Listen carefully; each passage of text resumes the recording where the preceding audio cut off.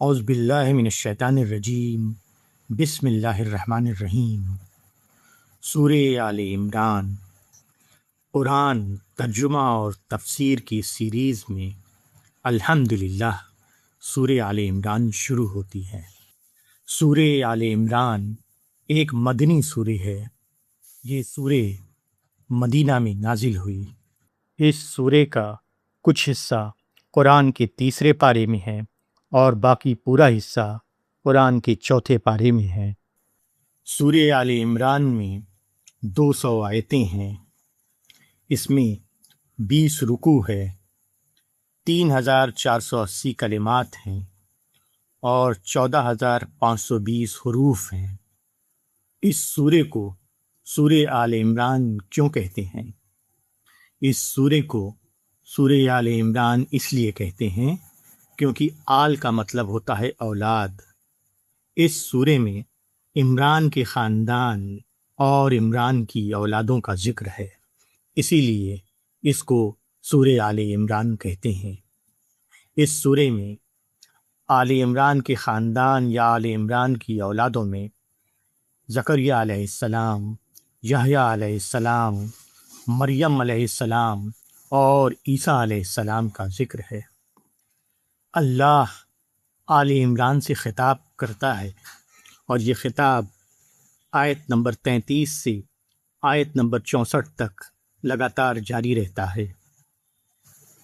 جس طرح سے سورہ البقرہ میں مرکزی خطاب یہودیوں سے ہے، اسی طرح سے سورہ آل عمران میں جو مرکزی خطاب ہے وہ نصارہ سے کیا گیا ہے۔ حضرت عیسیٰ علیہ السلام کی ولادت کن حالات میں ہوئی، ان کا مقام اور مرتبہ کیا تھا، ان کی اصل حیثیت کیا تھی، اور پھر یہ کہ ان کے ساتھ کیا معاملہ ہوا، اس سورہ میں شامل ہے۔ سورہ آل عمران کا اکثر و بیشتر حصہ سن 3 ہجری میں غزوہ احد کے بعد نازل ہوا ہے۔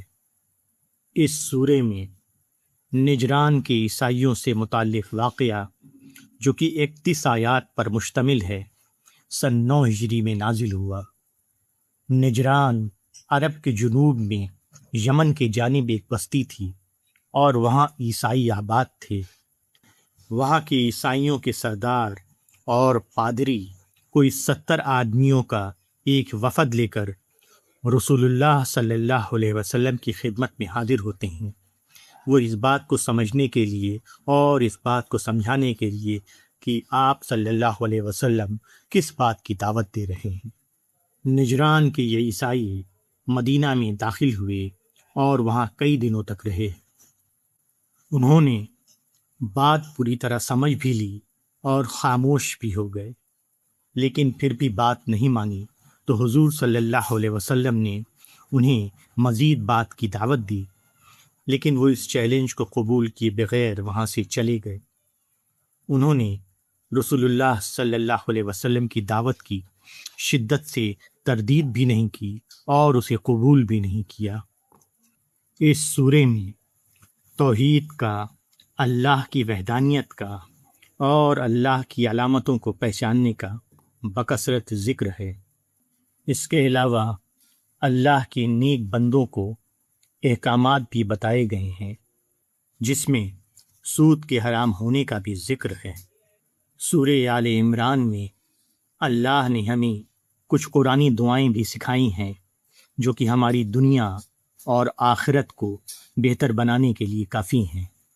آئیے شروع کرتے ہیں سورہ آل عمران کا ترجمہ اور تفسیر آیت نمبر 1 سے۔